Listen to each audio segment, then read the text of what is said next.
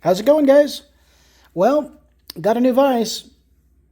As you guys have seen, I did go through the Wilton Vise, put some paint on that.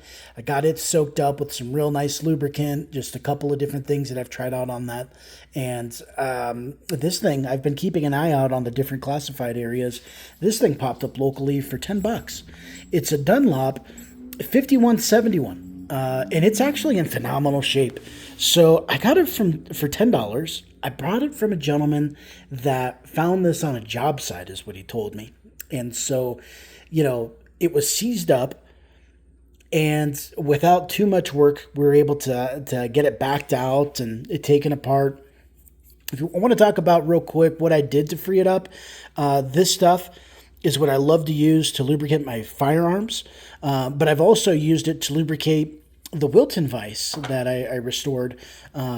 Amongst other oils, the ballast oil is something that I love to use it again on the firearms, and I found that they work really nice for Vise as well, but they also penetrate. So with this thing being seized up, I just went into any different little opening that I could find, and we were able to, after just a few minutes, just start working it back and forth, and I was able to ease out the slide, and yeah, here it is. So like I mentioned, I found this thing for $10. It was a Facebook find here in Colorado Springs. And to talk about the Vise for just a moment, I believe this is a 3 or 3.5 inch jaw. And the company Dunlap is actually a company that was rebranded and sold out of a Sears catalog. So Sears in the 30s and 40s, when they would sell Vise, they actually would rebrand the Vise itself. So the original manufacturer, or the manufacturer, is actually the Colombian Vise Company. And those guys made their way out of Cleveland, Ohio. So this is an American-made Vise. And you could tell it has that Cleveland-style design, right? And it is just super heavy duty. Again, only 3.5 inch jaw, but man, this sucker is heavy. I want to say it's somewhere between 40 and 50 pounds. And so, what are we going to do with this thing? Because it's in such nice shape, taking a look at this particular Vise, you can see there's no scratch marks. There's no splatter from welding. There's also no hammer marks. This is a Vise that was probably seized up for quite some time.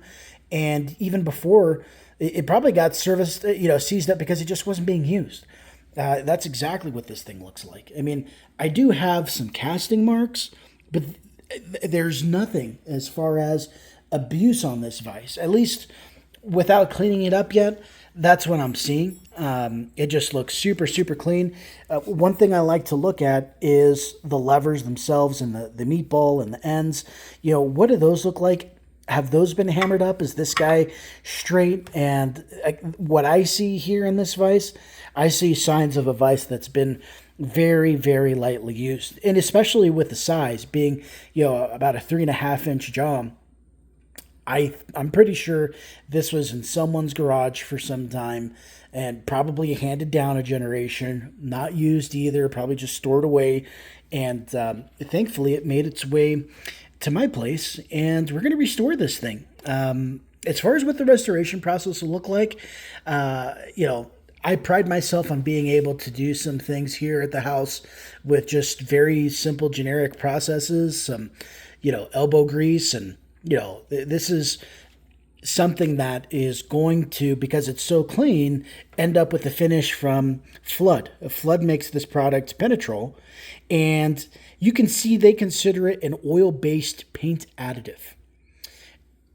This is something that guys have used on their hot rods. If you look at patinaed vehicles, they will go ahead and just put this on a rag or put it on a brush and brush it up and then wipe it off with the rag.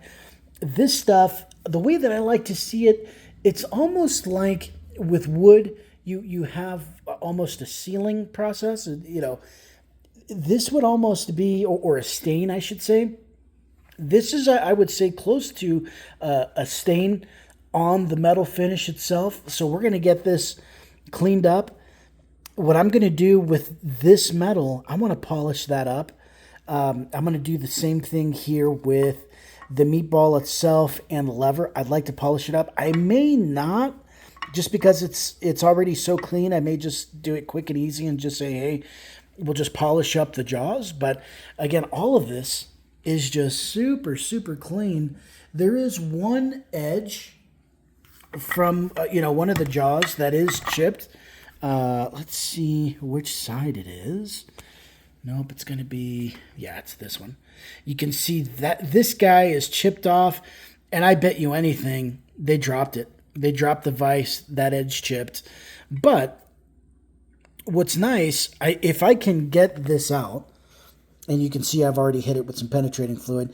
If I can get these out, I'm pretty sure it's going to be just like my Wilton, where the jaws, just going to be able to flip them around. We'll see. We'll see. Maybe not, because you can see there's a different thickness here. But, regardless, we're going to polish up the jaws, and we're going to polish up the ends, and we're going to polish up this sleeve here on the body. And so the rest of the vise, we're going to hit with this Penetrol. The letters, we'll probably do those a silver, just like I did with the Wilton, because that's something that just pops out real nice. I would also have the ability to scuff them up and polish it up. I don't know. A couple of options on this. Let me know what you guys think. Let me know if you've seen one of these Dunlop vices before. I sure haven't. I think it's one of these brands out there for, these antique American vices where it's not your brand from, again, your Colombian brand. It's not your Reed. It's not your Wilton. So this type of brand, really, it's, again, just a rebranded Colombian. I think this type of find is where you have an opportunity as a person that will collect these, restore them. I have thoughts of keeping this or perhaps gifting it to a friend. But this gives a real opportunity to someone to say, hey, here's something that has got a great build quality on it. You can get cheap, spend some time on it, and give it a new lease on life, or make it some shop candy. So I was super happy to have this thing for $10. Happier than a pig in filth. I really think this is going to come out super, super nice. I'm going to spend the time on it to make sure that it does. But let's just see. As I've learned a bit with the Wilton than I've done before, let's see how it goes with this one. And, if this is something that we get some attention on, something that we get some more interest, I'm happy to keep finding these things, looking for them, and, bringing them back to life. But, you guys will be a big part of the motivation there. So like, share, subscribe, and thanks for watching, guys.